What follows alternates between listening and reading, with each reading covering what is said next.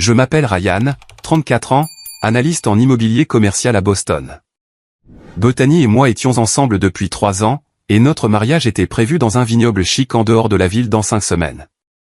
Nous avions tout planifié dans les moindres détails, 180 invités, un quatuor à cordes pour la cérémonie, un groupe de jazz de 8 musiciens pour la réception.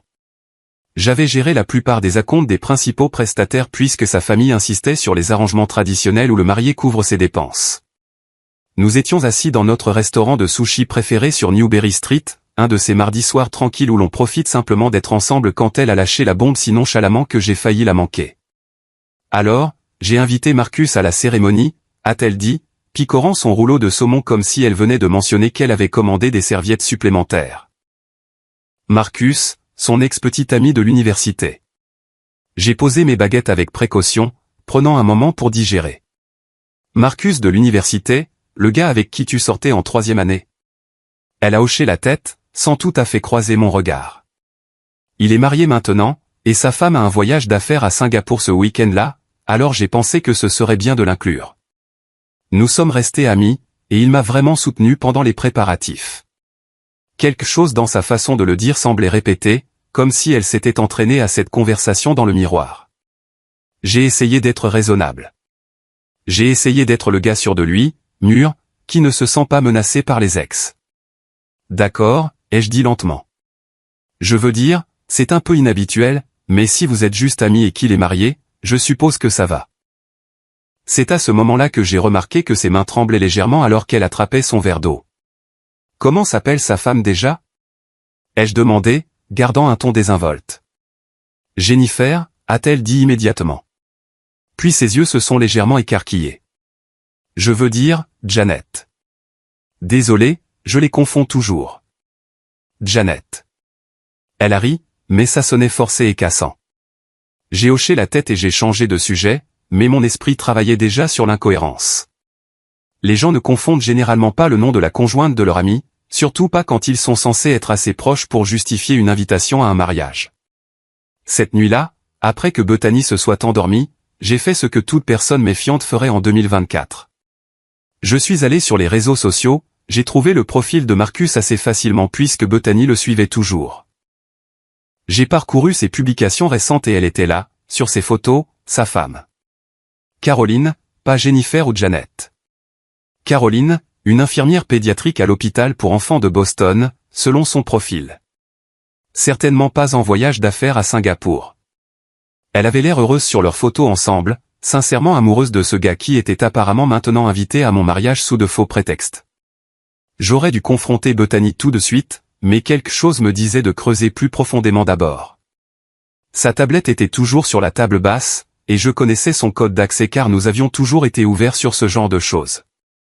J'ai hésité peut-être 30 secondes avant de la déverrouiller, me disant que j'étais juste minutieux, que je méritais de connaître la vérité avant notre mariage. Ce que j'ai trouvé m'a retourné l'estomac. Des mois de messages entre Bethany et Marcus, des conversations nocturnes qui dépassaient bien minuit. Penses-tu parfois à ce qui aurait pu être, de Bethany à 1h47 du matin il y a 3 semaines? Tout le temps, surtout ces derniers temps, de Marcus à 2h03. Des photos qu'il lui avait envoyées de sa salle de sport à domicile, des selfies torse nu dans le miroir de la salle de bain avec des légendes comme « Je me remets en forme pour quelque chose de spécial ». Ses réponses étaient enthousiastes, aguicheuses, exactement le genre de message que vous n'envoyez pas à quelqu'un avec qui vous êtes juste amis. Il y avait des blagues privées, des références à des souvenirs qu'ils avaient partagés, des réminiscences de leur relation à l'université d'une manière qui semblait nettement au présent. Tu te souviens de ce week-end à Newport où il a plu tout le temps et où nous n'avons jamais quitté l'hôtel, avait-elle écrit. Le meilleur week-end de ma vie, avait-il répondu, suivi de « Nous devrions parler davantage du mariage ». J'ai vraiment hâte. J'étais assis là sur notre canapé à 2h30 du matin, lisant des mois d'infidélité émotionnelle, me sentant comme un parfait idiot. Le mariage n'était pas seulement un geste amical. C'était tout autre chose, quelque chose qui me rendait malade. J'ai fait des captures d'écran de tout, documentant méthodiquement les conversations, les photos, les horodatages. Je n'ai pas dormi cette nuit-là, je suis juste resté allongé à côté de Bethany, essayant de comprendre quoi faire de cette information et me demandant depuis combien de temps elle préparait ça, quoi que ça soit. J'ai passé tout le week-end à me débattre avec ce que j'avais découvert, faisant de longues promenades le long de la rivière Charles et essayant d'organiser mes pensées. Une partie de moi se sentait coupable d'avoir fouillé la tablette de Bethany, d'avoir violé sa vie privée comme ça. Mais la plus grande partie savait que ce qu'elle faisait était exponentiellement pire que mon enquête. Le dimanche soir, j'avais pris ma décision. Si Bethany voulait inviter Marcus à notre mariage sous de faux prétextes, je répondrais de la même manière. Je devais trouver Caroline et lui dire ce qui se passait. Le lundi matin, j'étais à mon bureau à 7 heures, fonctionnant au café et à la détermination. L'hôpital pour enfants de Boston avait un annuaire du personnel sur son site web, et j'ai trouvé Caroline sous la rubrique des soins infirmiers pédiatriques. J'ai rédigé un message prudent depuis mon email professionnel vérifié, m'assurant qu'il avait l'air professionnel et légitime. Chère Caroline, je m'appelle Ryan et je suis fiancé à Bethany. Je m'excuse pour la nature inhabituelle de ce message, mais je crois que vous méritez de savoir que ma fiancée a invité votre mari Marcus à notre mariage dans 5 semaines, prétendant que vous serez en voyage d'affaires à Singapour ce week-end-là. J'ai récemment découvert des mois de messages nocturnes inappropriés entre eux et j'ai pensé que vous devriez être au courant de ce qui se passe. J'ai joint quelques captures d'écran pour votre référence. Encore une fois, je m'excuse pour toute détresse que cela pourrait causer, mais je voudrais savoir si j'étais à votre place. J'ai appuyé sur envoyer avant de pouvoir me remettre en question, puis j'ai passé les 2 heures suivantes incapable de me concentrer sur quoi que ce soit d'autre.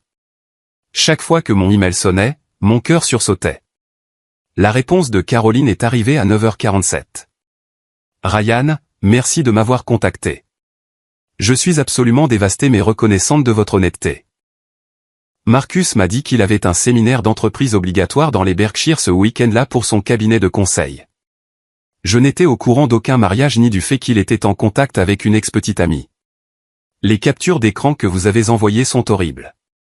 Seriez-vous d'accord pour parler par téléphone ? Je pense que nous devons en discuter davantage. Nous avons échangé nos numéros et avons parlé pendant près d'1 heure pendant ma pause déjeuner. Caroline était vive, articulée et traitait clairement des trahisons profondes en temps réel. Marcus est différent depuis environ 6 mois, m'a-t-elle dit, sa voix stable malgré les circonstances. Émotionnellement distant, travaillant tard, constamment, soudainement obsédé par l'achat de parfums coûteux et de nouveaux vêtements. Je pensais que c'était une crise de la quarantaine, mais cela a tellement plus de sens maintenant. Il se préparait à la revoir. Elle a fait une pause. L'histoire du séminaire d'entreprise était si précise. Il m'a même montré le faux email d'invitation de son entreprise. Cela a été calculé. Au cours des jours suivants, Caroline et moi avons communiqué régulièrement, partageant des informations et dressant un tableau de l'ampleur de cette tromperie. Elle a découvert des frais sur la carte de crédit de Marcus pour un hôtel de charme à Newport il y a 3 mois. Le même week-end, Bethany avait posté des stories Instagram sur un « week-end entre filles » avec ses colocataires d'université. La chronologie correspondait parfaitement. « Je veux les confronter », a déclaré Caroline lors d'un de nos appels. Mais je veux le faire d'une manière qui maximise l'impact. Ces gens nous mentent depuis des mois, planifiant je ne sais quoi. Ils méritent que ça leur explose au visage. C'est là que j'ai eu l'idée. Le dîner de répétition, ai-je dit. C'est 5 jours avant le mariage dans un restaurant au bord de l'eau à Boston. Bethany insiste pour que Marcus y assiste car il est censé venir du Connecticut et mérite l'hospitalité même s'il ne vit qu'à 45 minutes à Cambridge. Et si vous veniez en tant qu'invité ? Nous pourrions mettre fin à cela avant le jour du mariage. Minimiser les dommages pour tous les autres invités et prestataires. Il y a eu une longue pause. Puis Caroline a ri, un rire vif et déterminé.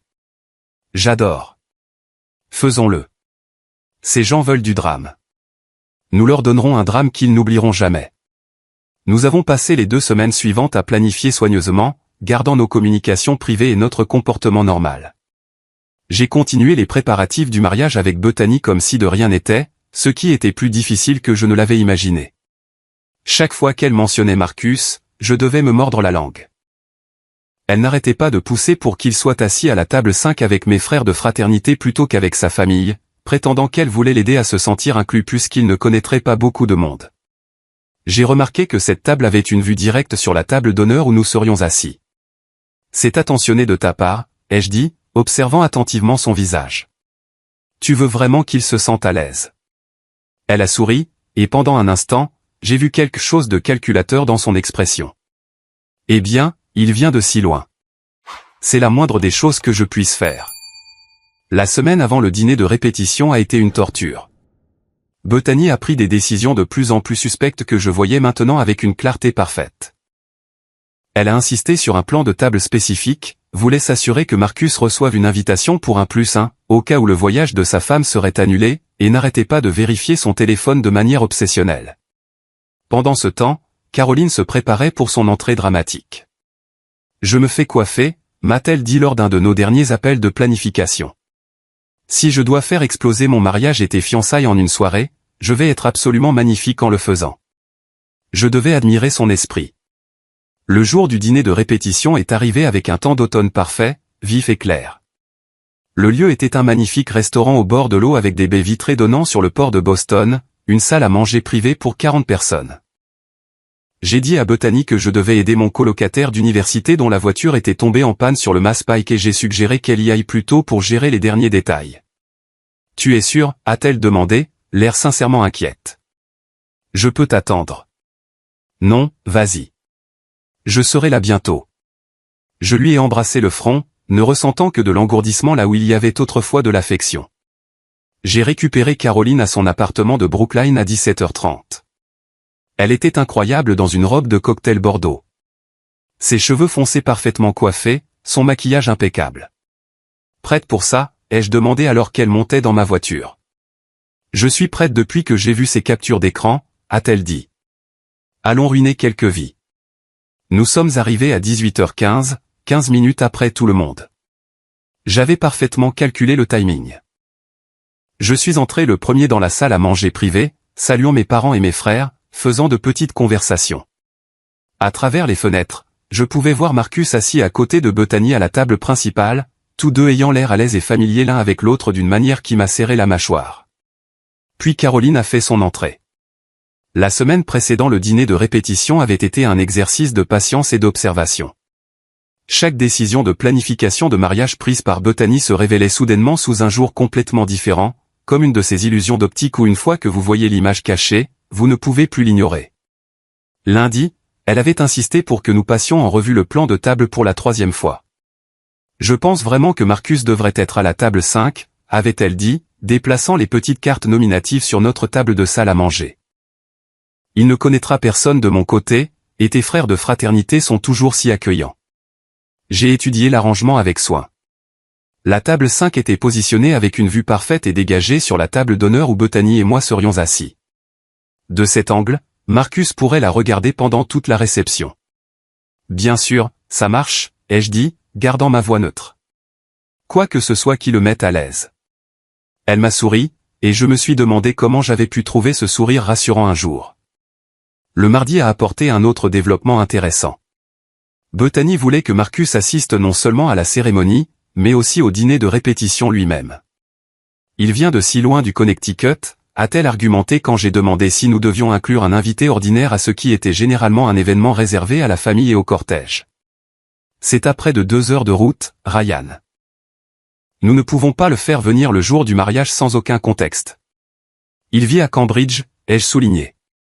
C'est à 45 minutes. Son visage a légèrement rougi. C'est vrai. Je voulais dire Cambridge. Je les confonds toujours. Mais quand même, c'est assez loin pour que nous soyons hospitaliers. Les mensonges devenaient plus bâclés, plus désespérés.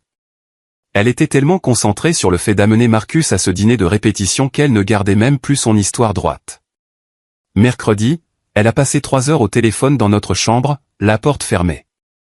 Quand elle est sortie, elle avait l'air agitée et excitée, une combinaison que j'avais déjà vue lorsqu'elle planifiait quelque chose qu'elle savait que je n'approuverais pas. Tout va bien, ai-je demandé depuis le canapé. Bien. Je parlais juste au fleuriste de quelques ajustements de dernière minute. Sauf que j'avais parlé au fleuriste moi-même ce matin-là, confirmant les arrangements finaux, et elle avait mentionné que Bethany n'avait pas appelé depuis plus d'1 semaine. Jeudi a apporté le moment le plus révélateur. Je travaillais à domicile et Bethany pensait que j'étais en conférence téléphonique avec des écouteurs. Je l'ai entendu au téléphone dans la cuisine, la voix basse et intime. Non, il ne se doute de rien. Tout va se passer parfaitement. Reste juste fidèle au plan et je te donnerai le signal pendant la cérémonie. Mon sang s'est glacé. Le signal pendant la cérémonie. Qu'est-ce que cela signifiait, bon sang? Vendredi matin, le jour du dîner de répétition. Je me suis réveillé avec un étrange sentiment de calme. L'anxiété et la trahison que je ressentais depuis des semaines s'étaient cristallisées en une froide détermination. Caroline et moi nous étions échangés des textos pour finaliser les détails. Elle était prête. J'étais prêt. À 16h30, j'ai commencé ma performance. Chérie, je viens de recevoir un appel de Derek, ai-je dit à Bethany en attrapant mes clés. Derek était mon colocataire d'université, vivant actuellement à Worcester. Sa voiture est tombée en panne sur le Mass Pike et il est coincé. Je dois aller l'aider. Bethany a levé les yeux de son miroir de maquillage, les yeux écarquillés d'inquiétude. Maintenant? Le dîner de répétition commence à 18h. Je sais, mais il est complètement bloqué. Vas-y et occupe-toi des derniers détails au restaurant. Je te rejoindrai dès que je le pourrai. Elle s'est mordu la lèvre, clairement tiraillée entre le désir de m'avoir la tôt et le fait de ne pas vouloir paraître déraisonnable. D'accord, mais dépêche-toi, s'il te plaît. J'ai besoin de toi là-bas. Je promets que j'arriverai à temps. Je lui ai embrassé le front, ne ressentant absolument rien. J'ai récupéré Caroline à son appartement de Brookline à 17h15. Elle mettait des boucles d'oreilles quand elle a ouvert la porte, la robe de cocktail bordeaux lui allait parfaitement, ses cheveux foncés relevés dans une coiffure élégante qui a probablement coûté une fortune. Tu es magnifique, ai-je dit honnêtement. Merci. Je me suis dit que si je devais détruire mon mariage et tes fiançailles en une soirée, je devrais au moins être belle en le faisant. Elle a attrapé une petite pochette. J'ai mon téléphone chargé de captures d'écran et les relevés de cartes de crédit montrant les frais d'hôtel de Newport. Je suis prête pour la guerre. Nous avons roulé vers le front de mer dans un silence confortable pendant quelques minutes avant qu'elle ne reprenne la parole. Tu es nerveux. Étonnamment, je suis en fait plus nerveux à propos de ce qui se passera après les retombées, les explications à la famille, la gestion de tous les prestataires de mariage. Je l'ai regardé. Et toi? Je suis furieuse, a-t-elle dit simplement. Marcus et moi sommes mariés depuis 4 ans. Nous essayons d'avoir un bébé l'année dernière, et pendant tout ce temps, il se languissait de sa petite amie de l'université et planifiait je ne sais quoi. Sa voix s'est légèrement brisée. Alors, non, je ne suis pas nerveuse. Je suis en colère, et je veux qu'ils ressentent tous les deux exactement ce que nous avons ressenti. Le restaurant au bord de l'eau est apparu devant nous, tout en lumière chaude et en vue sur le port. Je me suis garé et nous sommes restés assis là un moment, regardant les gens se déplacer à l'intérieur de la salle à manger privée à travers les baies vitrées. Je pouvais voir mes parents, mes frères, la famille de Bethany. Et là, assis à côté de Bethany à la table principale comme s'il était à sa place, il y avait Marcus. C'est lui, a demandé Caroline. C'est lui. Elle a étudié Marcus à travers la vitre, son expression dure. Il porte le parfum que je lui ai acheté pour notre anniversaire. Celui qui coûtait $200. Elle a ri sans humour. Il s'est vraiment bien habillé pour elle. J'ai vérifié ma montre. 18h12, prête? Allons-y, nous sommes entrés ensemble, mais je suis entré le premier dans la salle à manger privée pendant que Caroline attendait dans le hall. La pièce était élégante et chaleureuse. Des tables rondes dressées avec du linge blanc. La vue sur le port créant une toile de fond magnifique. Ma mère m'a repéré immédiatement et m'a fait signe. Ryan, on commençait à s'inquiéter. Derek va bien? Il va bien. Quelqu'un de l'assistance routière est arrivé juste après mon arrivée. Désolé d'être en retard. J'ai fait le tour de la pièce, serrant la main de mes oncles, embrassant ma grand-mère, faisant de petites conversations avec les parents de Bethany. Pendant tout ce temps, j'étais conscient de Marcus et Bethany à la table principale qui me regardaient. Bethany avait l'air soulagée. Marcus avait l'air détendu, confiant, même comme s'il était exactement là où il était censé être. Je me suis délibérément positionné près de l'entrée, parlant à mon frère de son nouveau travail quand j'ai donné le signal par texto à Caroline. 30 secondes plus tard, elle a franchi la porte de la salle à manger privée. L'effet a été immédiat et dévastateur. J'ai vu le visage de Marcus perdre toute couleur, ses yeux s'écarquillaient de pure panique. Bethany s'est figée au milieu d'une phrase, ses mains suspendues en l'air là où elle faisait un geste en parlant à ma tante. La pièce n'est pas devenue complètement silencieuse immédiatement, mais il y a eu une baisse notable du volume de la conversation alors que les gens enregistraient une nouvelle arrivée. Caroline a traversé l'espace avec la confiance de quelqu'un qui sait qu'il est sur le point de gagner. Chérie, a-t-elle appelé Marcus, sa voix enjouée et portant. Surprise. Mon voyage à Singapour a été annulé. L'administration de l'hôpital a changé le planning à la dernière minute. Quelque chose à propos du besoin de personnel senior pour une évaluation d'urgence. Elle s'est dirigée directement vers la table principale où Marcus était assis, figé, à côté de ma fiancée. J'espère que ça ne te dérange pas que j'ai fait irruption dans ton séminaire d'entreprise dans les Berkshires. Le mot « Berkshire » est resté en suspens dans l'air comme une bombe. Le visage de Bethany a vacillé de confusion avant que la compréhension ne s'abatte sur ses traits. Marcus avait l'air de pouvoir être malade. Caroline, a-t-il réussi à étouffer? Qu'est-ce que tu fais ici? J'assiste à un dîner de répétition, apparemment. Caroline s'est tournée vers Bethany avec un sourire qui n'atteignait pas ses yeux. Vous devez être Bethany. J'ai tellement entendu parler de vous. Enfin, en fait, je n'avais rien entendu parler de vous jusqu'à ce que Ryan ait la gentillesse de m'informer que mon mari a été invité à votre mariage. Drôle de coïncidence que son séminaire d'entreprise obligatoire soit le même week-end. Vous ne trouvez pas? La pièce était maintenant complètement silencieuse. 40 membres de la famille et du cortège, tous figés dans divers états de confusion et de prise de conscience naissante. Ma mère, Dieu la bénisse, a été la première à retrouver son sang-froid. Elle s'est levée de son siège et s'est dirigée vers Caroline avec une chaleur sincère. Vous devez être Caroline, a-t-elle dit en tendant la main. Ryan a mentionné que vous pourriez peut-être nous rejoindre après tout. Nous sommes si heureux que vous ayez pu venir. S'il vous plaît, venez vous asseoir avec nous. Elle a fait un geste vers une chaise vide qui se trouvait directement en face de Marcus et Bethany, entre elle-même et mon jeune frère. Le plan de table n'aurait pas pu être plus parfait si nous l'avions planifié, ce que, bien sûr, nous avions fait. Caroline s'est installée gracieusement sur son siège, lissant sa robe et posant sa pochette sur la table. Merci beaucoup de m'avoir invité. C'est un lieu si charmant.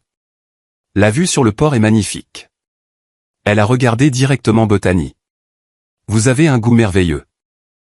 Je suis sûr que le mariage lui-même sera absolument magnifique.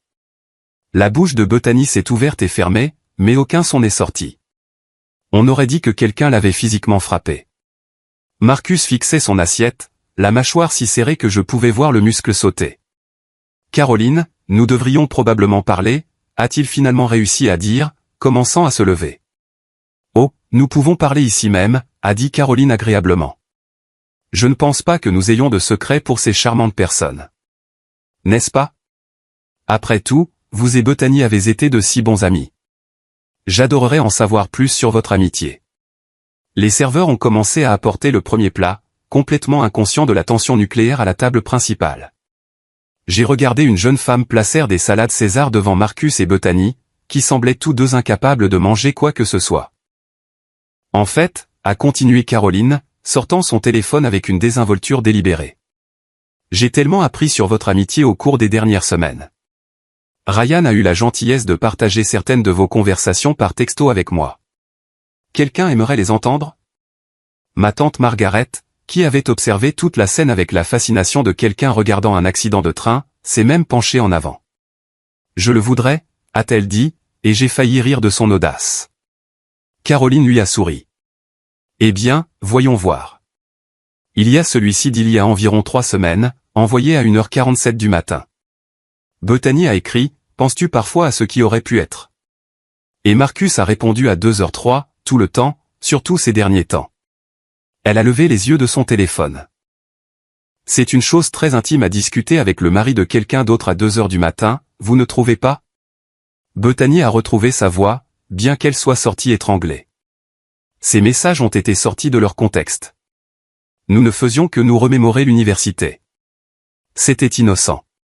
Innocent, a répété Caroline en faisant défiler son téléphone.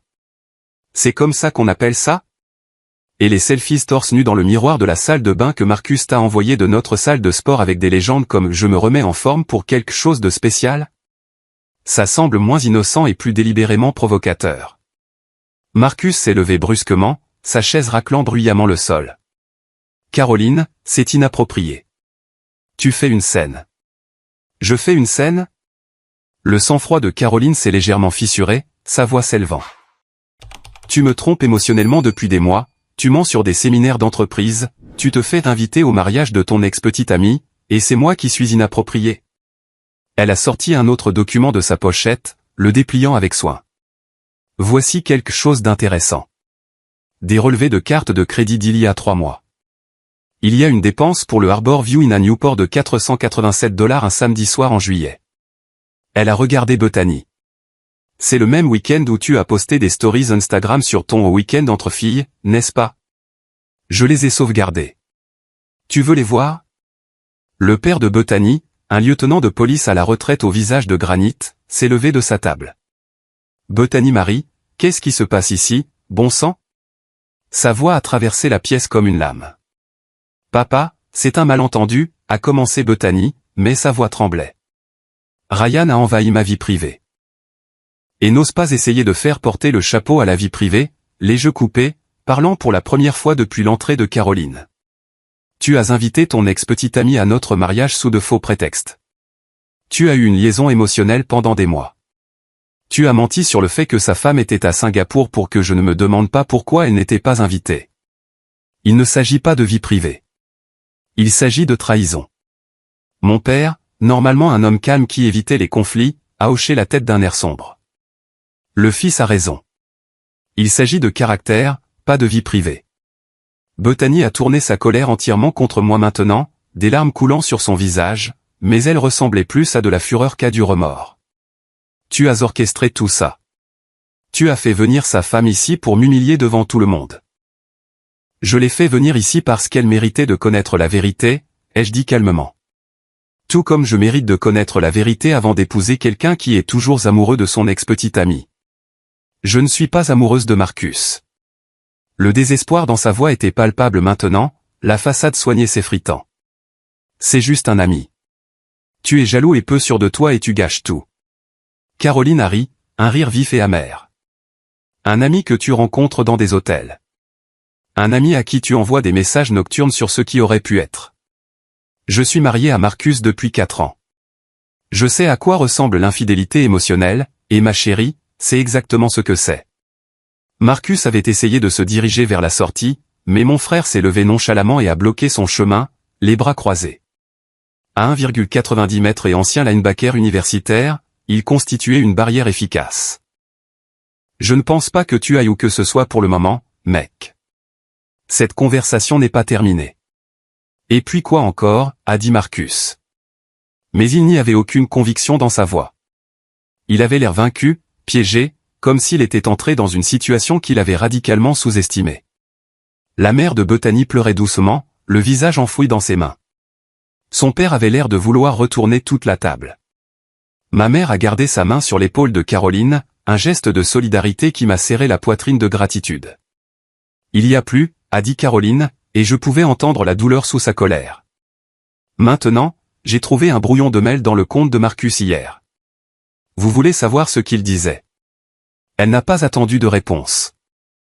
Il était intitulé au brouillon d'objection de mariage, et il décrivait exactement ce qu'il prévoyait de dire lorsque l'officiant demanderait si quelqu'un savait pourquoi Ryan et Bethany ne devraient pas se marier. Il avait pratiqué des phrases spécifiques. Il allait littéralement faire objection pendant votre cérémonie. La pièce a éclaté. Mes tantes ont haleté. Le père de Bethany a juré bruyamment. Ma grand-mère a serré ses perles comme dans un film. Mais je suis resté à regarder Bethany, observant son visage passer par le déni, la panique, et finalement la résignation. Il n'était pas censé le faire vraiment, a-t-elle chuchoté si doucement que j'ai failli ne pas l'entendre. Quoi, me suis-je penché en avant. Qu'est-ce que tu viens de dire? Il n'était pas censé faire objection vraiment. C'était juste censé être une option au cas où je donnerais le signal, au cas où je déciderais que je ne pouvais pas aller jusqu'au bout. Sa voix s'est complètement brisée. J'avais besoin de savoir si je me contentais de ta stabilité plutôt que de sa passion. J'avais besoin de tester mes sentiments. La confession est restée en suspens dans l'air comme de la fumée. Elle venait d'admettre devant 40 personnes qu'elle avait prévu d'utiliser notre cérémonie de mariage comme son point de décision émotionnelle personnelle entre deux hommes. Qu'elle était prête à m'humilier à l'hôtel si elle décidait que Marcus était la meilleure option. Tu allais le laisser faire objection, ai-je dit lentement, chaque mot délibéré. Tu l'as invité à notre mariage avec un signal préarrangé, prête à jeter 3 ans et à embarrasser les deux familles juste pour tester tes sentiments. Je ne savais pas ce que je voulais. Bethany sanglotait maintenant, le mascara coulant sur son visage. Tu es sûr et stable et parfait sur le papier, mais Marcus me fait me sentir vivante. Je pensais que si je vous voyais tous les deux au même endroit au mariage, je saurais enfin avec certitude. Mon père a fait un bruit de pur dégoût. Ma mère a regardé Bethany avec quelque chose qui ressemblait à de la pitié. Caroline a juste secoué la tête. Tu es un sacré numéro, lui a dit Caroline. Vous deux, vous l'êtes. Elle a regardé Marcus, qui avait finalement cessé d'essayer de s'échapper. Je demande le divorce lundi. Je prends la moitié de tout, y compris cette corvette ridicule que tu penses que je ne connais pas. Tu as caché de l'argent pour l'acheter. En fait, surtout la corvette. Caroline, s'il te plaît. Marcus a finalement parlé, sa voix désespérée. Nous pouvons en parler en privé. Nous pouvons arranger ça. Arranger le fait que tu prévois de faire objection au mariage d'une autre femme? Arranger le fait que tu me mentes depuis des mois? Arranger le fait que tu rencontres ton ex dans des hôtels? Elle s'est levée, rassemblant sa pochette. Non, c'est fini. Mon avocat prendra contact. J'ai fouillé dans la poche de ma veste et j'ai sorti une enveloppe que j'avais préparée plus tôt. À l'intérieur se trouvaient des copies de toutes les factures des principaux prestataires de mariage, tout à mon nom. Puisque la famille de Bethany avait insisté sur des arrangements traditionnels où le marié prend en charge les principales dépenses. Lieu du vignoble, traiteur, groupe, fleuriste, photographe. Total des acomptes, 24 000 $. Le mariage est annulé, ai-je annoncé à la salle. J'ai déjà commencé à appeler les prestataires. Les acomptes qui peuvent être remboursés reviendront sur mes comptes. Si quelqu'un veut essayer de sauver des relations avec des prestataires, vous êtes invité à me rembourser les parties non remboursables. J'ai fait glisser l'enveloppe sur la table vers le père de Bethany. Voici un décompte complet. Le père de Bethany a pris l'enveloppe avec des mains tremblantes, regardant sa fille avec une pure déception. 24 000 $, a-t-il répété. Tu as jeté un homme bien et 24 000 $ pour jouer à des jeux avec ton ex-petite amie. Je ne jouais pas à des jeux, a crié Bethany, mais personne n'écoutait plus. Caroline se dirigeait déjà vers la sortie, la tête haute. Je l'ai suivie, laissant Bethany sangloter à la table avec sa famille autour d'elle. À l'entrée, je me suis retourné une dernière fois. Marcus se faufilait déjà par une sortie latérale. Un lâche jusqu'au bout. Bethany était assise seule à ce qui aurait dû être notre célébration, entourée de membres du cortège qui la fixaient maintenant avec un mélange de choc et de jugement. À l'extérieur du restaurant, l'air froid d'octobre m'a frappé le visage comme un réveil. Caroline se tenait près de la balustrade surplombant le port, ses épaules tremblant légèrement. Je me suis approché avec précaution, incertain si elle voulait de la compagnie ou de la solitude. « Ça va ?» ai-je demandé, réalisant immédiatement à quel point la question était stupide. « Non », a-t-elle dit honnêtement en se tournant vers moi. Son maquillage était maintenant maculé, des larmes perçant enfin l'armure qu'elle avait maintenue à l'intérieur. Mais ça ira, à la fin. Elle a ri, s'essuyant les yeux. Mon Dieu, c'était à la fois la chose la plus valorisante et la plus dévastatrice que j'ai jamais faite. Tu as été incroyable là-dedans. Je le pense vraiment. Toi aussi. Elle a étudié mon visage. Comment te sens-tu? Honnêtement, soulagé. En colère, mais surtout soulagé d'avoir découvert ça avant que nous nous marions réellement. Je me suis appuyé contre la balustrade à côté d'elle. Peux-tu imaginer si Marcus avait réellement fait objection pendant la cérémonie? Si je l'avais découvert comme ça? Ce brouillon de mail, a dit Caroline en secouant la tête. Je n'arrivais pas à y croire quand je l'ai trouvé hier. Il avait prévu des phrases spécifiques. Je m'oppose parce que je suis toujours amoureux de la mariée. Bethany et moi avons des affaires inachevées. Il allait t'humilier devant tout le monde que tu connais. Grâce à toi, ça n'est jamais arrivé. Nous sommes restés là en silence un moment, regardant les bateaux se déplacer sur l'eau sombre.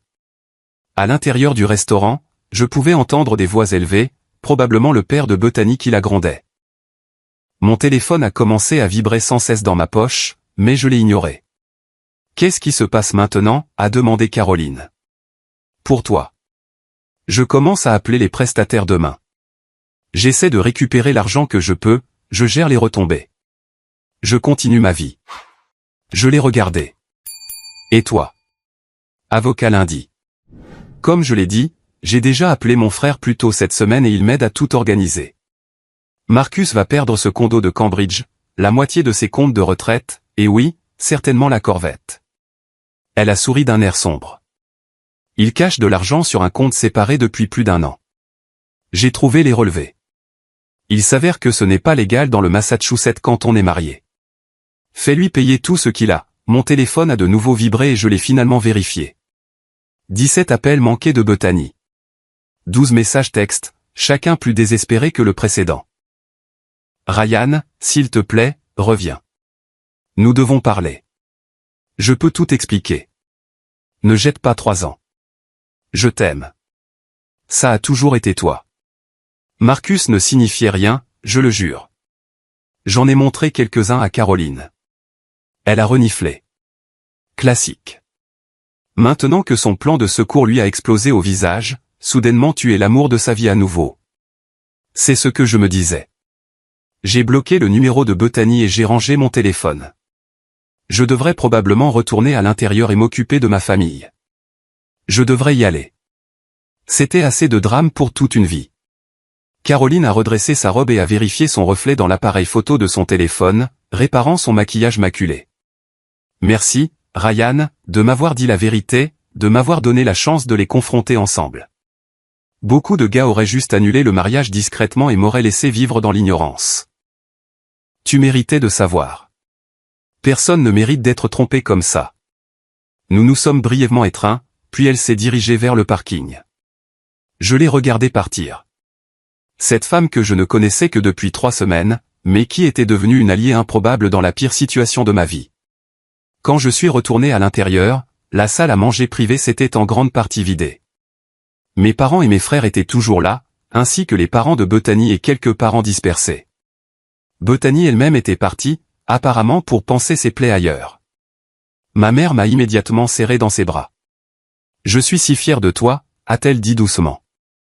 Cela a demandé du courage. Je suis désolé que le dîner ait été gâché. N'ose pas t'excuser. Mon père m'a tapé sur l'épaule. Cette fille a montré son vrai visage avant que tu ne prennes un engagement légal. C'est une bénédiction, pas un désastre. Le père de Bethany s'est approché, tenant toujours l'enveloppe que je lui avais donnée. Ryan, je ne sais même pas quoi dire. Je suis mortifié. Absolument mortifié par le comportement de ma fille. Monsieur Patterson, vous n'avez pas à vous excuser pour ses choix. Et puis quoi encore? Elle a été mieux élevée que ça. Il a regardé le détail des factures. Je vais vous faire un chèque pour la moitié de ça. C'est la moindre des choses que je puisse faire. Vous n'êtes pas obligé de faire ça. J'insiste. La mère de Bethany et moi couvrirons 12 000 $. Considérez cela comme des excuses pour ce qu'elle vous a fait subir. Il a fait une pause. Et Ryan, vous êtes un homme bien. Vous trouverez quelqu'un qui vous mérite. Les 72 heures suivantes ont été un tourbillon d'appels téléphoniques, de mails et de gestion de crise. Certains prestataires ont été étonnamment compréhensifs. Le fleuriste a remboursé 60%, compatissant à la situation. Le photographe a tout remboursé puisqu'il n'avait encore rien photographié. Le vignoble a gardé la compte de 5 000 $, mais m'a souhaité bonne chance. Le groupe a été le plus difficile, refusant de rembourser quoi que ce soit, mais je m'y attendais. Mon appartement est devenu un refuge. J'ai pris 3 jours de congé, prétextant une urgence familiale, ce qui n'était pas tout à fait un mensonge. J'ai commandé des plats à emporter, j'ai ignoré mon téléphone sauf pour les appels des prestataires, et j'ai essayé de digérer tout ce qui s'était passé. Le 2e jour, Bethany s'est présentée à mon immeuble. Le portier a appelé, et je lui ai dit de ne pas la laisser monter. Elle a attendu dans le hall pendant 1 heure avant de finalement partir. Cette nuit-là, elle a essayé une autre approche. Ma sonnette a retenti à 23h30 et quand j'ai vérifié la caméra de sécurité, elle était là. Elle avait en quelque sorte convaincu un autre résident de la laisser entrer dans l'immeuble. Elle portait l'ensemble de lingerie noire que je lui avais acheté pour notre anniversaire avec juste un long manteau par-dessus, tenant une bouteille de whisky cher. Ryan, s'il te plaît. Sa voix est passée par l'interphone. Nous devons parler. J'ai fait une terrible erreur. Laisse-moi me racheter. Rentre chez toi, Bethany. Je t'aime. J'étais confuse et stupide, mais je sais maintenant que c'est toi que je veux. C'est toi que j'ai toujours voulu. Si c'était moi que tu voulais, tu n'aurais pas eu besoin de tester tes sentiments en invitant ton ex à notre mariage. C'était de l'insécurité. J'avais peur de m'installer, peur de faire le mauvais choix. Mais en te regardant t'éloigner, j'ai réalisé que tu étais le bon choix depuis le début. J'ai presque eu pitié d'elle. Presque. Tu n'as rien réalisé, Bethany. Tu as juste perdu ton plan de secours, et maintenant tu essaies de sauver ta première option. Ça ne m'intéresse pas, Ryan, s'il te plaît. 3 ans ensemble doivent bien signifier quelque chose. Ça signifiait quelque chose. Ça signifiait que j'ai appris ce que je ne veux pas chez un partenaire. Quelqu'un qui me voit comme sûr et stable plutôt qu'excitant. Quelqu'un qui garde son ex-petite amie comme plan de secours. Quelqu'un qui m'humilierait à notre propre mariage juste pour comprendre ses sentiments. Je ne l'aurais pas laissé faire objection. C'était juste un filet de sécurité. Un filet de sécurité. Exactement comme j'étais ton filet de sécurité. Ta solution de repli stable et ennuyeuse. Je pouvais la voir pleurer sur la caméra, le mascara coulant à nouveau. Tu n'es pas ennuyeux. Tu es merveilleux et attentionné. Parfait pour quelqu'un d'autre. Pas pour toi. Rentre chez toi. Elle est restée là pendant 20 minutes de plus avant de finalement partir. Je l'ai regardée sur la caméra de sécurité alors qu'elle descendait le couloir, les épaules affaissées, le manteau couvrant à peine la lingerie. Lorsque la manipulation a échoué, Bethany est passée à la phase 3, la guerre des réseaux sociaux. Elle a publié une longue histoire soigneusement élaborée sur Instagram sur les violations de la vie privée, les comportements contrôlants, et comment parfois les personnes en qui vous avez le plus confiance trahissent de manière inimaginable. Elle s'est présentée comme la victime de ma jalousie et de mon insécurité. Une femme qui n'avait fait qu'essayer de maintenir des amitiés saines pendant que son fiancé envahissait sa vie privée et orchestrait une humiliation publique. Les commentaires ont d'abord été sympathiques.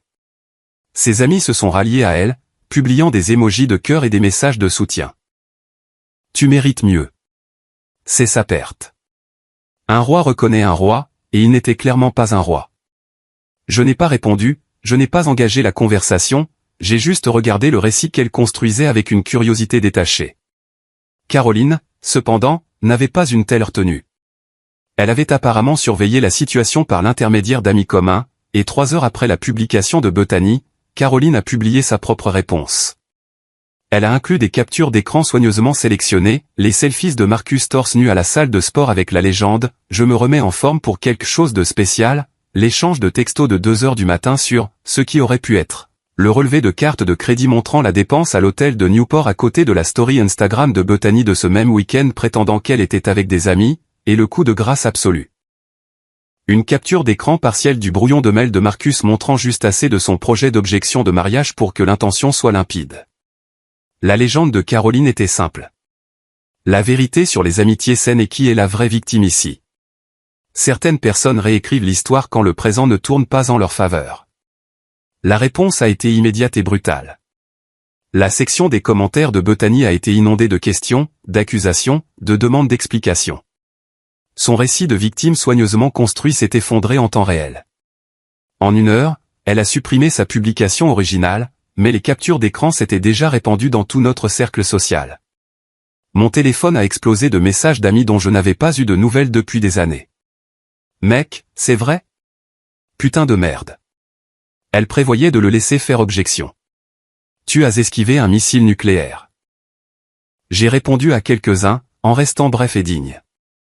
Oui, c'était vrai. Oui, j'allais bien. Non, je ne voulais pas en discuter davantage.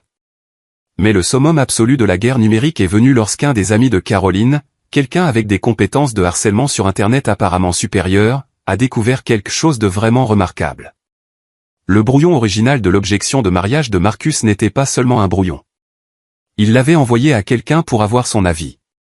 Cette personne était son frère aîné qui avait apparemment répondu avec des conseils détaillés sur la façon de rendre l'objection plus percutante sur le plan émotionnel, suggérant des gestes et un timing spécifique. Ils avaient planifié ça ensemble, l'avaient travaillé comme un scénario. Caroline a également publié ses captures d'écran. Internet a perdu la tête. À la fin de la semaine, Bethany avait supprimé tous ses comptes de médias sociaux. Marcus avait été licencié de son cabinet de conseil après que les captures d'écran soient devenues virales au sein de son réseau professionnel. Apparemment, faire objection à des mariages et planifier des liaisons émotionnelles n'était pas conforme à leurs valeurs d'entreprise. Les retombées numériques avaient dépassé tout ce que j'aurais pu imaginer. Mais j'allais déjà de l'avant. Le samedi est arrivé, ce qui aurait dû être le jour de mon mariage. Je me suis réveillé tôt, non pas avec de l'appréhension ou de la tristesse, mais avec un étrange sentiment de liberté. Mon colocataire d'université, Derek, celui que j'étais censé aider sur le Masspike, a appelé à 7 heures du matin. Mec, sorti de pêche en haute mer.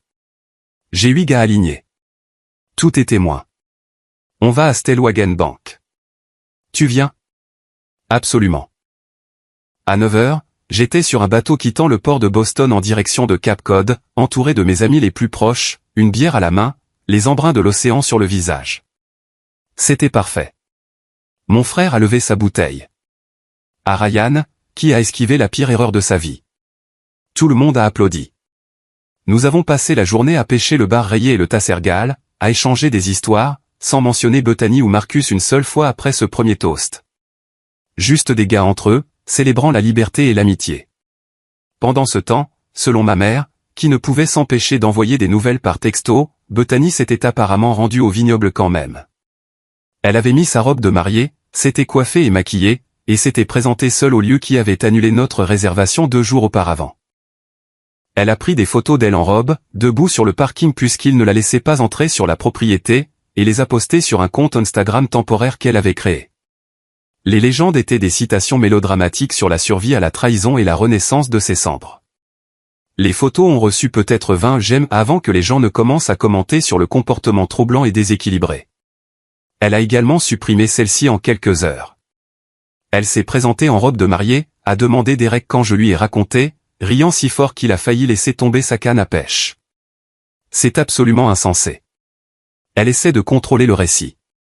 Se faire passer pour la victime au cœur brisé au lieu de la personne qui a orchestré tout le gâchis. J'ai remonté un autre poisson, sentant le poids et la traction de quelque chose de réel, d'honnête. Laisse-la faire sa performance. Je suis ici en train de vivre ma vraie vie. Nous sommes rentrés au port au coucher du soleil, bronzés et heureux, avec assez de poissons pour remplir 3 glacières.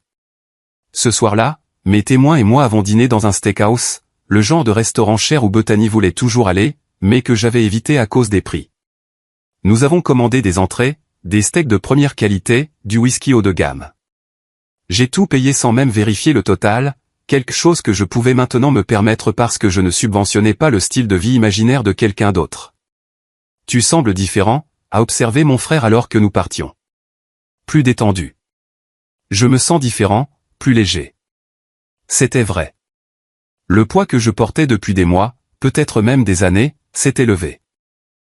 Je n'avais pas réalisé à quel point j'avais dépensé d'énergie à essayer d'être assez bien pour quelqu'un qui ne m'avait jamais vraiment voulu.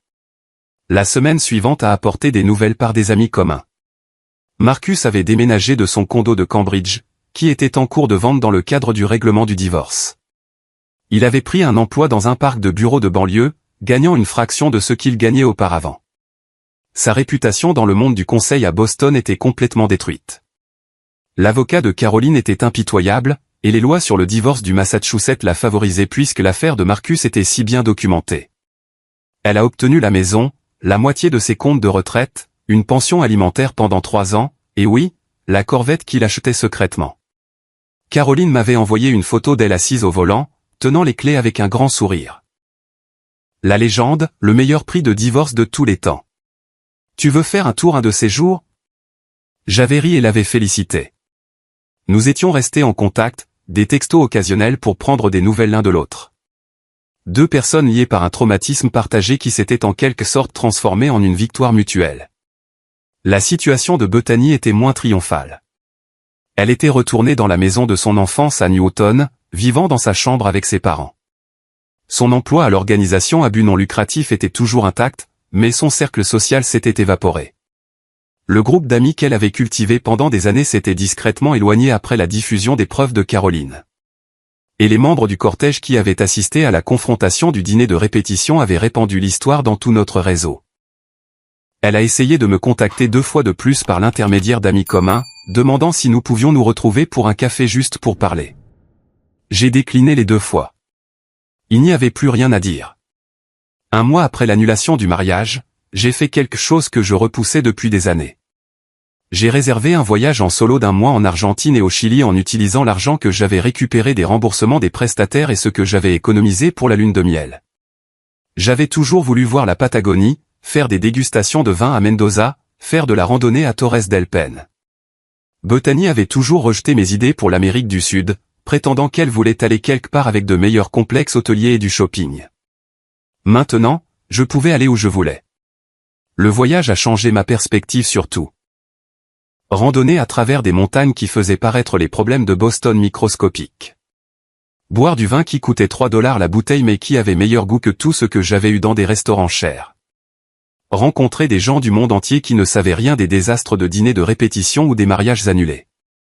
À Mendoza, lors d'une dégustation de vin dans un petit vignoble familial, j'ai rencontré Isabella.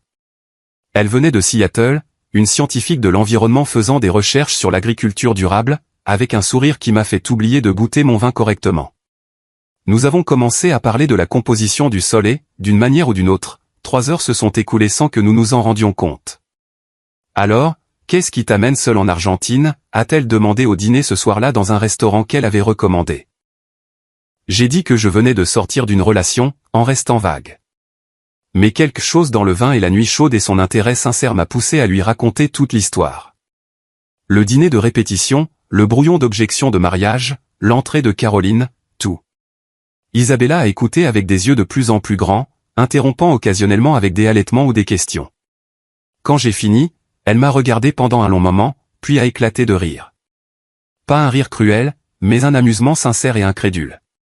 Je suis désolée, a-t-elle réussi à dire entre 2 rires. Je ne me moque pas de toi, je le jure. Je me moque de l'audace absolue de ton ex-fiancé pensant qu'elle pouvait s'en tirer. Et le fait que toi et cette femme, Caroline, vous vous soyez alliés comme une sorte d'escouade de vengeance, c'est vraiment génial. C'était nécessaire à l'époque. C'était nécessaire. Peux-tu imaginer si tu l'avais vraiment épousé? Si tu l'avais découvert après avoir eu des enfants et une hypothèque ensemble. Elle a secoué la tête. Tu n'as pas seulement esquivé une balle, tu as esquivé une arme nucléaire. Nous avons passé la semaine suivante à voyager ensemble, complètement improvisé, mais cela semblait tout à fait naturel. Isabella était réfléchie, hilarante et avait cette façon de souligner des choses que je n'avais jamais remarquées sur moi-même. Tu t'excuses constamment, a-t-elle observé un jour alors que nous faisions de la randonnée près de la Concagua. Pour des choses normales comme poser des questions ou avoir des opinions. C'est comme si tu t'attendais toujours à ce que quelqu'un soit agacé par toi. Elle avait raison. Vivre avec Bethany m'avait appris à me minimiser, à m'excuser de prendre de la place. J'y travaille, ai-je dit. Tant mieux, parce que tu es en fait plutôt intéressant quand tu arrêtes de t'excuser d'exister. À notre 3e rendez-vous, si l'on peut appeler voyager ensemble un rendez-vous, nous regardions le coucher de soleil sur les Andes. Et Isabella s'est tournée vers moi. J'ai une confession. Je t'ai googlé après que tu m'aies raconté cette histoire. Oh non. Aussi. J'ai trouvé les publications supprimées de ton ex sur Instagram, tout le scandale du dîner de répétition, tout. Internet est éternel. Elle a fait une pause. Et je dois dire que sur les photos que j'ai trouvées de toi, tu as l'air tellement plus heureux sur celles que tu as postées récemment. Comme si tu étais vraiment toi-même au lieu de jouer à être quelqu'un. C'est exactement ce que je ressentais, comme si je passais constamment une audition pour le rôle du petit ami assez bien. Eh bien, tu es bien plus qu'assez bien. Tu es en fait plutôt génial. Elle m'a embrassé et c'était comme recommencer de la meilleure des manières. Nous avons échangé nos coordonnées lorsque nous nous sommes séparés 2 semaines plus tard. Elle retournait à Seattle pour le travail, moi continuant vers le sud en direction de la Patagonie, mais nous nous sommes envoyés des textos constamment, avons fait des appels vidéo lorsque les fuseaux horaires le permettaient, avons fait des projets de nous rendre visite. Au moment où je suis rentré à Boston 6 semaines après mon départ, j'avais déjà réservé un vol pour Seattle pour le mois suivant. Mon appartement semblait différent à mon retour, plus propre en quelque sorte, même si rien n'avait physiquement changé. Toutes les affaires de Bethany avaient disparu depuis longtemps. L'espace était maintenant complètement le mien, et j'avais commencé à redécorer pendant mon voyage, commandant des meubles en ligne qui reflétaient mon vrai goût au lieu de notre esthétique de compromis. Le travail m'a accueilli avec une surprise. Une promotion au poste d'analyste principal qui était en préparation avant le drame du mariage. Mon patron m'a pris à part le premier jour de mon retour. J'ai entendu dire que tu avais eu quelques mois difficiles. Content de voir que tu vas mieux. Aussi, nous te donnons le portefeuille Henderson. Félicitations. La vie s'améliorait activement. Non seulement elle se rétablissait, mais elle devenait en fait meilleure qu'avant. 2 mois après mon retour, Caroline m'a contacté avec une invitation. Un verre. J'ai des nouvelles et je pense que tu les apprécieras. Nous nous sommes retrouvés dans un bar à vin de Back Bay, le genre d'endroit avec un éclairage tamisé et des fauteuils confortables. Caroline était phénoménale, ses cheveux coupés dans un nouveau style, portant ce qui était clairement une robe chère, rayonnant de confiance. Tu es magnifique, ai-je dit honnêtement. Le divorce me va bien, a-t-elle souri. J'ai obtenu ma promotion d'infirmière pédiatrique en chef, j'ai racheté la part de notre maison à Marcus, et j'ai commencé à sortir avec quelqu'un. C'est fantastique. Qui est l'heureux élu? Il s'appelle Dr. James Mitchell, chirurgien orthopédiste, veuf avec une fille adolescente. Je l'ai rencontré à la salle de sport de l'hôpital. Il est gentil, stable, trouve ma corvette hilarante, et surtout, il ne m'a jamais fait sentir que je n'étais pas assez bien. Elle a levé son verre. Aux personnes qui nous méritent vraiment. Je bois à ça. Nous avons rattrapé le temps perdu. Son divorce avait été finalisé. Marcus était apparemment misérable dans sa nouvelle vie, travaillant dans un emploi d'entreprise en banlieue et vivant dans un studio à Quincy. Son frère, celui qui avait aidé à élaborer le discours d'objection de mariage, l'avait publiquement renié après que les captures d'écran soient devenues virales, prétendant qu'il avait plaisanté et n'avait jamais pensé que Marcus envisagerait sérieusement de perturber le mariage de quelqu'un. Menteur, a dit Caroline joyeusement. Mais peu importe ce qui l'aide à dormir la nuit. Et Bethany, ai-je demandé, non pas parce que je m'en souciais profondément, mais parce que j'étais curieux. Elle vit toujours avec ses parents, d'après ce que j'ai entendu. Elle travaille toujours à l'organisation à but non lucratif. Son groupe d'amis l'a complètement abandonnée après que tout soit sorti. Apparemment, elle est en thérapie maintenant, ce qui est probablement une bonne chose. Elle a fait une pause. Son père envoie toujours des cartes de Noël à mes parents en s'excusant pour son comportement. Il m'a remboursé la moitié des frais de mariage. 12 000 $. Mais c'est la moindre des choses qu'il puisse faire. Caroline m'a étudié. Tu as l'air vraiment heureux, Ryan. Différent du gars stressé que j'ai rencontré il y a 3 mois, qui planifiait un mariage avec la mauvaise personne. Je suis heureux, sincèrement. Je lui ai parlé d'Isabella, de nos projets, de la différence que cela faisait d'être avec quelqu'un qui m'appréciait au lieu de me tolérer. Amène-la à Boston. Je veux la rencontrer. James et moi pouvons sortir en couple avec vous. Elle adorerait ça. Attention, elle pense que notre histoire de vengeance du dîner de répétition est la chose la plus drôle qu'elle ait jamais entendue. C'est un peu le cas, rétrospectivement. Caroline a ri cependant. Le vivre était absolument terrifiant. Les vacances sont arrivées, mes premières depuis l'annulation du mariage. Isabella s'est envolée pour Boston pour Thanksgiving, rencontrant ma famille et charmant complètement tout le monde. Ma mère m'a prise à part pendant qu'Isabella aidait à faire la vaisselle. Elle est merveilleuse. Ne gâche pas ça. Je n'en ai pas l'intention. Noël a apporté un cadeau inattendu. Une carte du père de Bethany avec une note manuscrite me remerciant d'avoir révélé le vrai caractère de sa fille avant que des enfants et des complications juridiques ne rendent tout plus compliqué. Elle comprenait également un chèque de 3 000 $ supplémentaires, sa part des frais de prestataire qui avaient finalement été non remboursables. J'ai encaissé le chèque et je l'ai utilisé pour acheter à Isabella un billet d'avion pour revenir en janvier.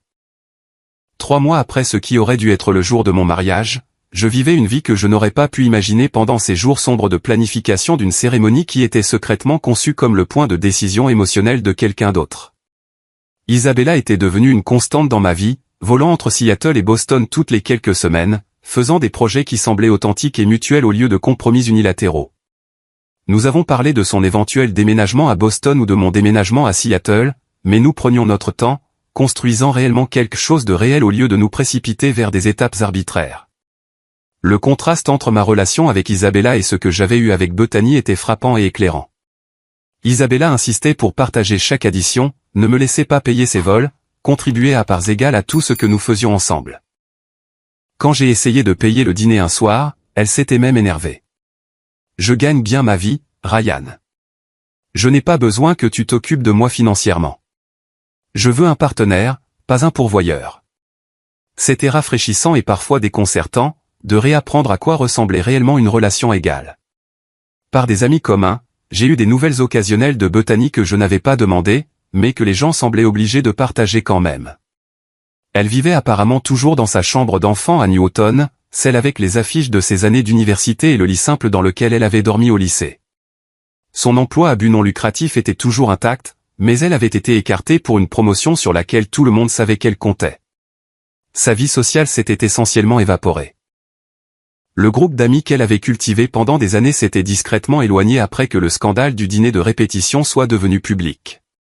Elle a posté une vague citation sur la survie aux personnes toxiques, a rapporté mon amie Lisa lors d'un dîner de groupe. Elle a eu environ 15 j'aime. C'était un peu triste, en fait. Tout ce qu'elle poste concerne la survie et la guérison des personnes toxiques, a ajouté quelqu'un d'autre. Comme si elle avait complètement réécrit l'histoire où elle est la victime du comportement de tout le monde au lieu d'être l'architecte de son propre désastre. Je n'ai pas commenté, j'ai juste hoché la tête et changé de sujet. La reconstruction narrative de Bethany n'était plus mon problème. Sa famille avait apparemment insisté pour qu'elle commence une thérapie après qu'elle se soit présentée au vignoble dans sa robe de mariée, reconnaissant que le comportement indiquait des problèmes plus profonds. Selon son père, qui envoyait encore occasionnellement des nouvelles à mes parents, elle travaillait enfin sur certains de ses schémas concernant la sécurité et la validation. La situation de Marcus était encore plus radicalement modifiée. Il avait perdu tout ce qui comptait pour lui. Son condo de Cambridge, sa prestigieuse carrière de consultant, son mariage, sa réputation, la moitié de ses économies de retraite et la corvette qu'il avait secrètement épargnée. Caroline avait été absolument impitoyable dans la procédure de divorce, et la loi du Massachusetts l'avait complètement favorisée compte tenu des preuves documentées de l'affaire émotionnelle et de la tromperie de Marcus. Il vivait dans un studio exigu à Quincy, travaillant dans un poste de cadre intermédiaire qui payait moins de la moitié de son salaire précédent, faisant la navette 1 heure dans chaque sens en transport en commun.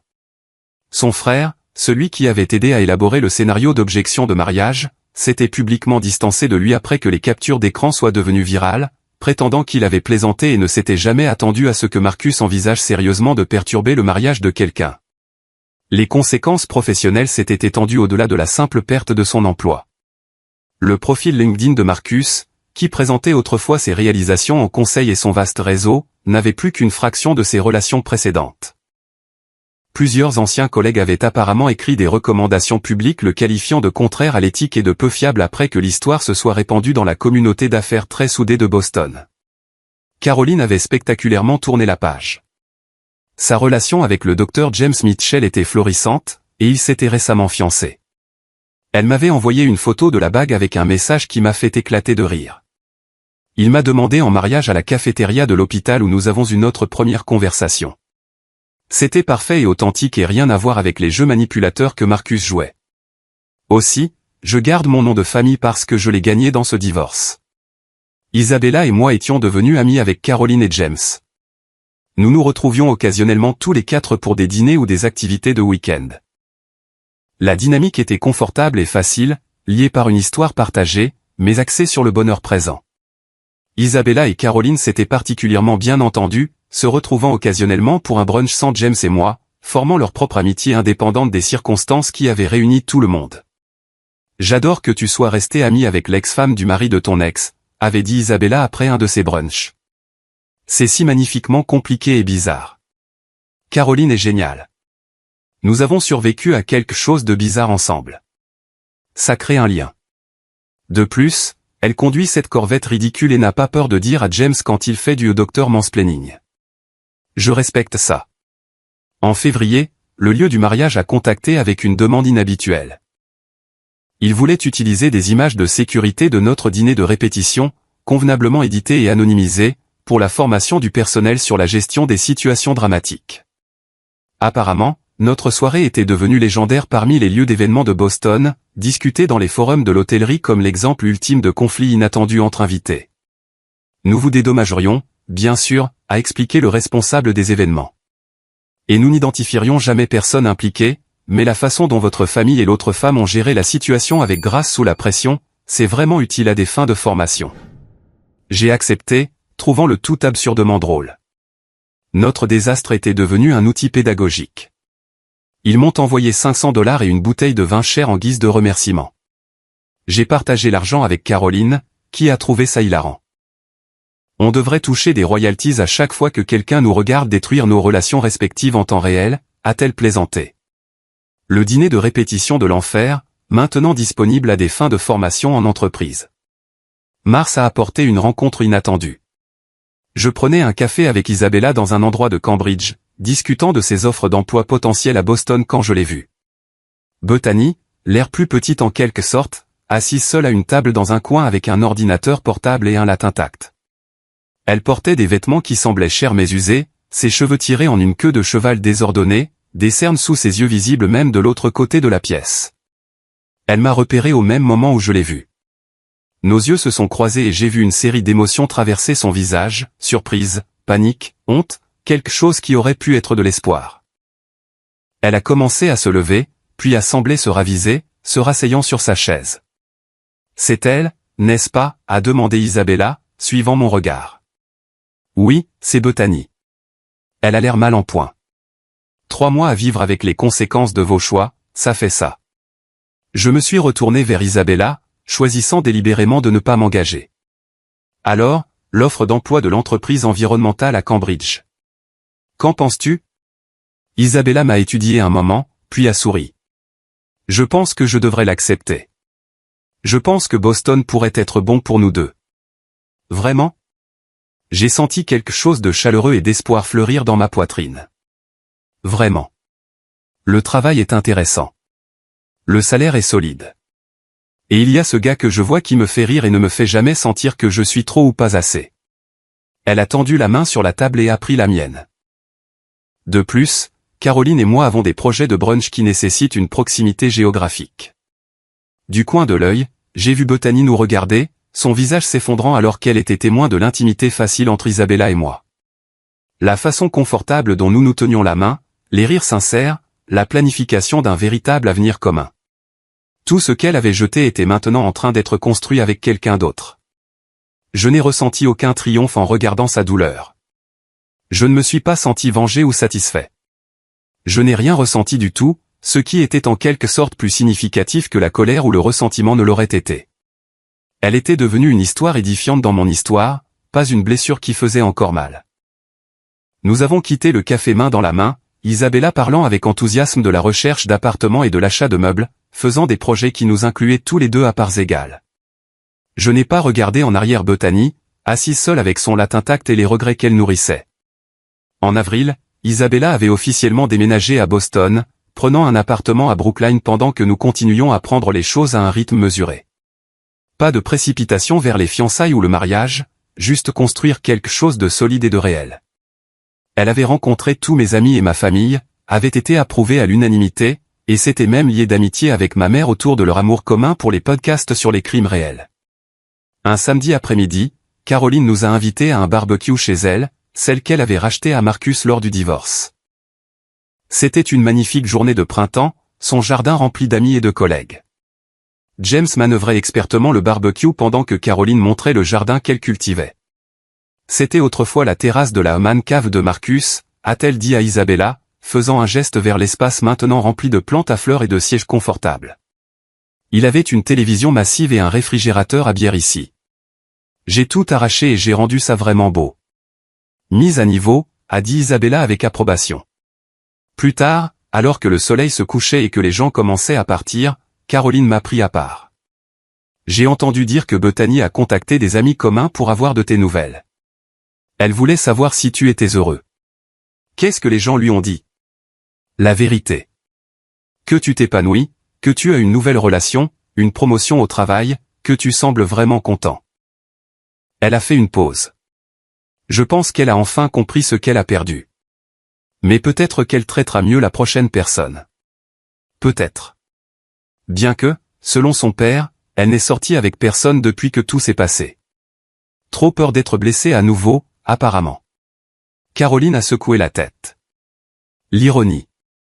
J'ai regardé de l'autre côté de la cour Isabella, qui riait de quelque chose que James disait, complètement à l'aise et authentique. Je suis content que tout se soit passé comme ça. Si Bethany n'avait pas invité Marcus au mariage, si nous nous étions réellement mariés, je n'aurais jamais rencontré Isabella. Je n'aurais jamais appris ce que je mérite vraiment. Pareil. Si Marcus n'avait pas été assez stupide pour laisser des preuves partout, je serais peut-être resté dans ce mariage pendant des années. Maintenant, j'ai James, ma maison, cette corvette ridicule, et aucun regret. Elle a fait teinter sa bouteille de bière contre la mienne. Aux balles esquivées. Aux secondes chances, ai-je répondu. En été, j'avais acheté une bague. Rien d'extravagant ou de désespéré, juste une belle pièce vintage que j'avais trouvée dans une vente de succession et qui capturait parfaitement le style d'Isabella. Élégante, mais pratique, avec une histoire, mais tournée vers l'avenir. Je prévoyais de la demander en mariage le matin de Noël, 9 mois après notre première rencontre dans ce vignoble de Mendoza, nous donnant beaucoup de temps pour être absolument certains. Pas de précipitation, pas de pression, juste deux personnes qui s'étaient trouvées et avaient décidé de construire quelque chose de durable. J'ai montré la bague à Caroline un après-midi où nous nous sommes retrouvés pour un café, voulant l'avis d'une femme. Elle l'a tenue à la lumière, l'examinant attentivement. Elle est parfaite. Elle va adorer. Elle me l'a rendue. Tu sembles différent du gars que j'ai rencontré il y a 6 mois. Plus posé. Je me sens différent. Comme si je comprenais enfin ce qui me manquait avec Bethany. Ce n'était pas la passion ou l'excitation ou ce que disait elle Marcus offrait. C'était un véritable partenariat. Un respect mutuel. Quelqu'un qui te voit comme un égal au lieu d'un filet de sécurité ou d'un pourvoyeur ou d'un plan de secours émotionnel. C'est exactement ça, a souri Caroline. James et moi nous marions au printemps prochain. Petite cérémonie, juste les amis proches et la famille. Évidemment, vous et Isabella êtes invités. Évidemment, nous serons là, tant qu'il n'y a pas de situation d'ex-petite amie dramatique prévue. Allez. Bien que le dîner de répétition puisse être ennuyeux en comparaison d'une autre. Nous avons tous les deux ri. Le traumatisme partagé s'était maintenant transformé en blague privée et en amitié sincère.